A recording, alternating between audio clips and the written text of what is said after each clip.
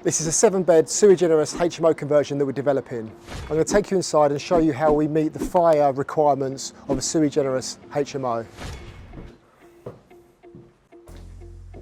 I'll cover what products are required for fire protection, the application of those products, fire alarm system, and also cost. I'm Mitch, I'm a property investor and developer, and I've built a £10 million property portfolio over the last 10 years. And I'm on this journey to build 100 HMO bedrooms and to achieve £1 million rent roll. And as this is a new channel, I'd really appreciate it if you could just smash the like. So the first stage is rip out. It's important that rip out the building and get the property ultimately as a shell. So we always take out the chimney breasts to gain extra room there, create the door openings. Again, you know, in these old Victorian houses, there's multiple chimney breasts, so we take those out. Again, form your openings, but also close up the openings that aren't going to be used. So we're retaining this window, but we've also blocked up. So this is where our sinks sit, so gone slightly higher there.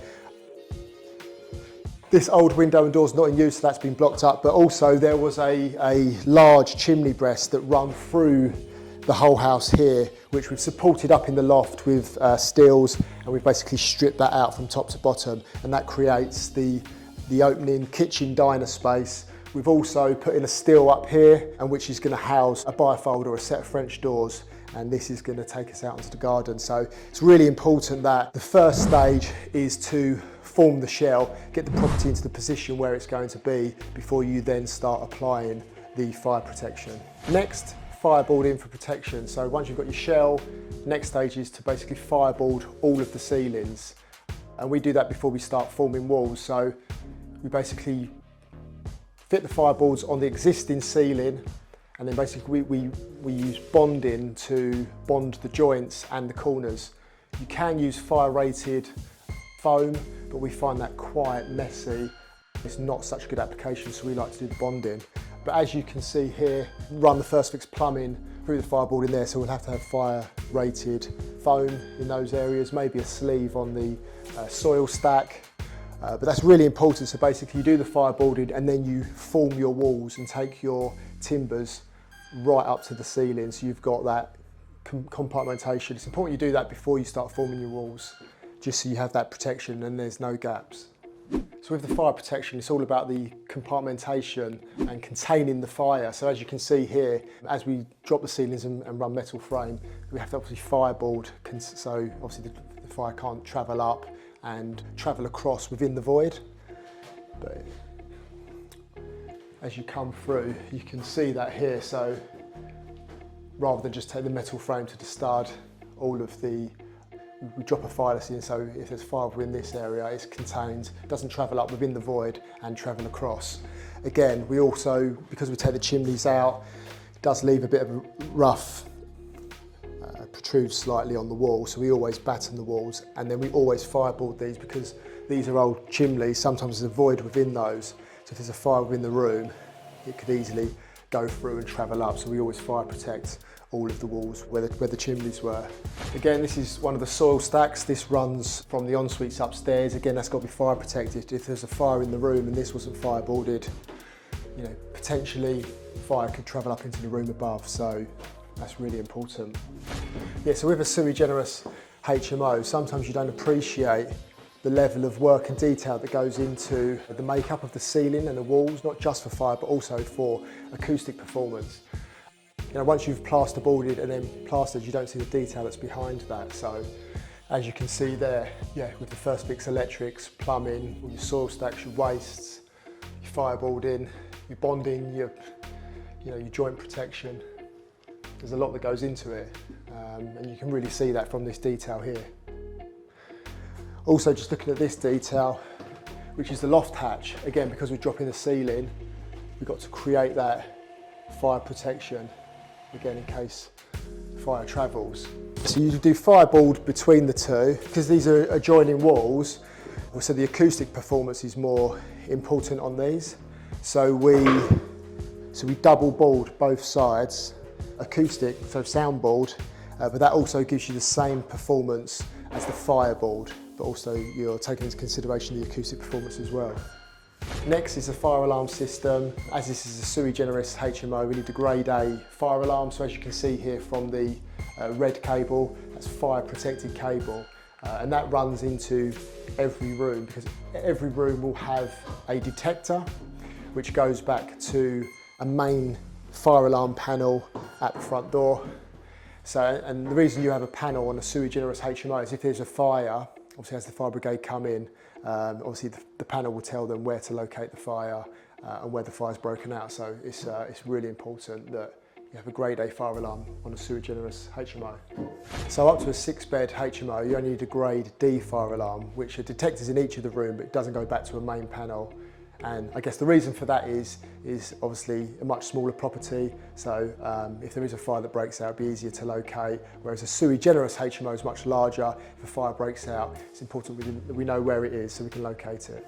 Yeah, so in addition to the fire detectors in each of the rooms, you also have call points. So the break glass call points, and you have these at certain points. And the reason for those is, say a fire breaks out up here, your exit point is clearly down the stairs. So hopefully one of the residents, as they leave the building, they'd press the brake glass, and basically that would send notification to the panel. It would obviously alert all the other residents in the house, so everyone's aware that there's a fire, so everyone can evacuate, unless it's a stay put policy where if the fire assessor says stay put, then obviously they'll stay within the room. So it's really important you have call points at certain points. You always find these at the top of the stairs, so that's what that is.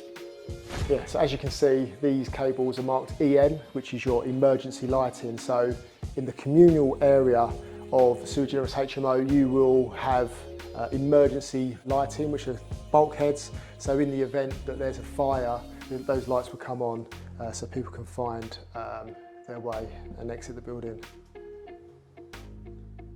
So the difference with emergency lighting is they have battery backup. So in the event that the power goes out in the building, those lights will still shine off the back of the batteries.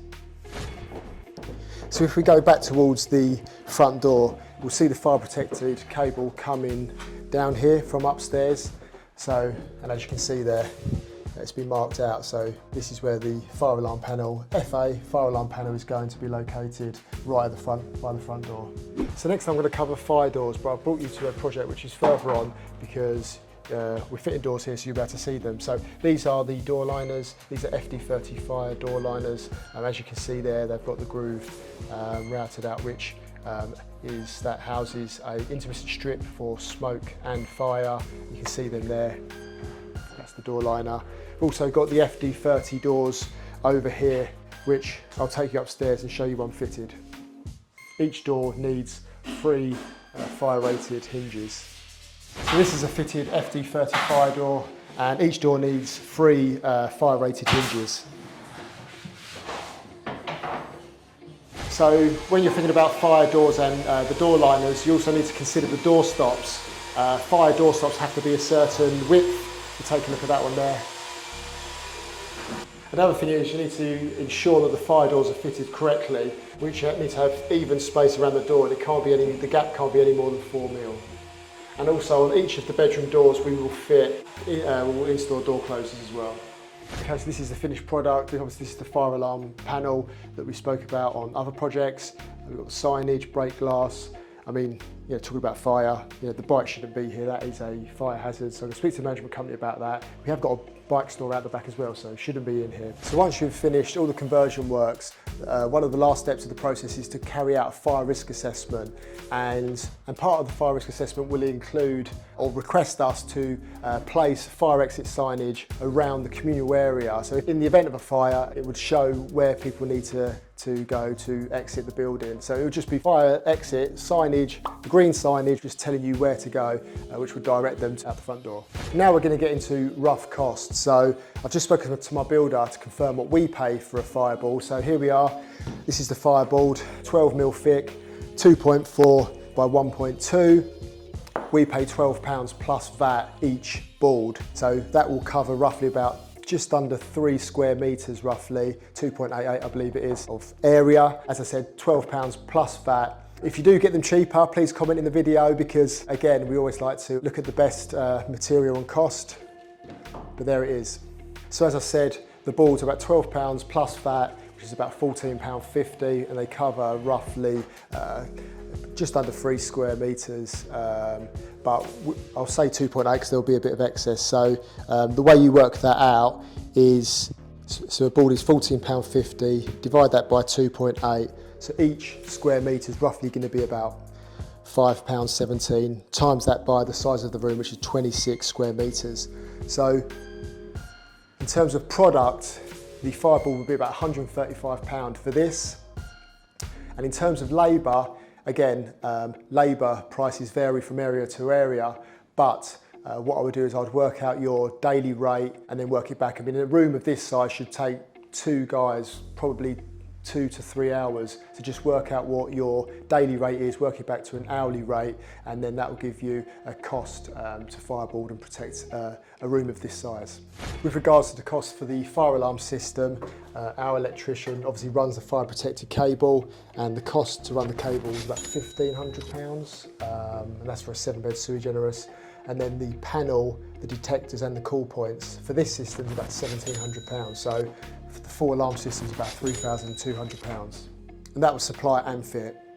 If you found that interesting, watch this video, because HMOs is just one property strategy of many that we do. We also do commercial to residential conversion and new build developments. So if you're interested, like I said, watch the video, and if you found that interesting, please subscribe.